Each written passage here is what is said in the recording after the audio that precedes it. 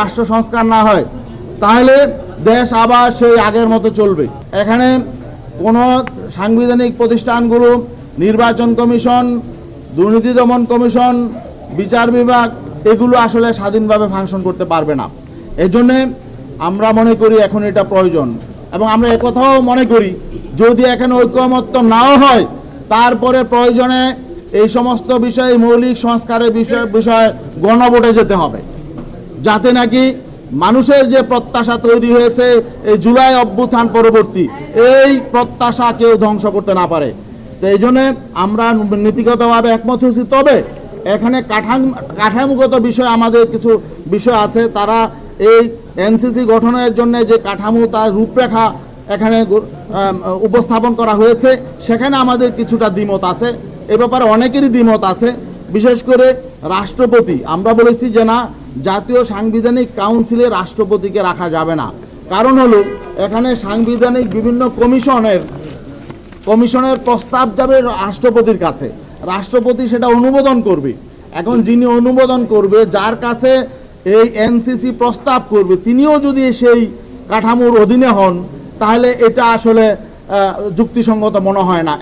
আরেকটা বিষয় হলো যদি কোনো বিষয়ে কোনো জটিলতা তৈরি হয় তাহলে আমরা মনে করি একজন ব্যক্তি এমন থাকা উচিত যিনি সেখানে সমাধান দিতে পারেন। এজন্য আমরা বলেছি এনসিসির এই কাঠামোতে রাষ্ট্রপতি থাকার প্রয়োজন নেই।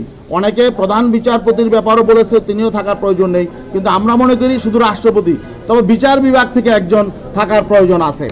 আরেকটা বিষয় হলো যে আমরা মনে করি যে এই যে এনসিসির যে কার্য পরিধি, তাদের হাতে যে দায়িত্ব, অবশ্যই নির্বাহী বিভাগে তারা হস্তক্ষেপ করবে না। অতএব সরকারের এ নিয়ে আতঙ্কিত হওয়ার কিছু নাই। তো এখানে আতঙ্কিত কারা হবে? যারা সাংবিধানিক প্রতিষ্ঠানকে স্বাধীনভাবে কাজ করতে দেবে না, তারাই আসলে এই আমরা মনে করি এনসিসি নিয়ে আতঙ্কিত অবস্থায় আছে। এই জন্য আমরা এখানে যেটা মনে করছি, এখানে সাংবিধানিক সংস্কার কমিশনের সুপারিশের আলোকে যে এনসিসির হাতে যে দায়িত্ব থাকবে, যেসব কমিশনগুলো গঠনের প্রস্তাব তারা দিবে, এর মধ্যে হলো নির্বাচন কমিশনের প্রধান সহ অন্যান্য কমিশনার, অ্যাটর্নি জেনারেল, সরকারি কর্ম কমিশনের প্রধান সহ অন্যান্য কমিশনার, দুর্নীতি দমন কমিশনের প্রধান সহ অন্যান্য কমিশনার, মানবাধিকার কমিশনের প্রধান সহ অন্যান্য কমিশনার, প্রধান স্থানীয় সরকার কমিশনার সহ অন্যান্য কমিশনার, প্রতিরক্ষা বাহিনী সমূহের প্রধান, আইন দ্বারা নির্ধারিত অন্য কোনো পদে। এক্ষেত্রে আমরা যেটা বলতে চাই সেটা হলো, যেহেতু সরকার যাতে আনস্টেবল না হয়, এজন্য আমরা মনে করি প্রতিরক্ষা বাহিনীর প্রধান সমূহ এই দায়িত্বটা এনসিসি না রেখে বরং নির্বাহী বিভাগের কাছেই থাকা উচিত।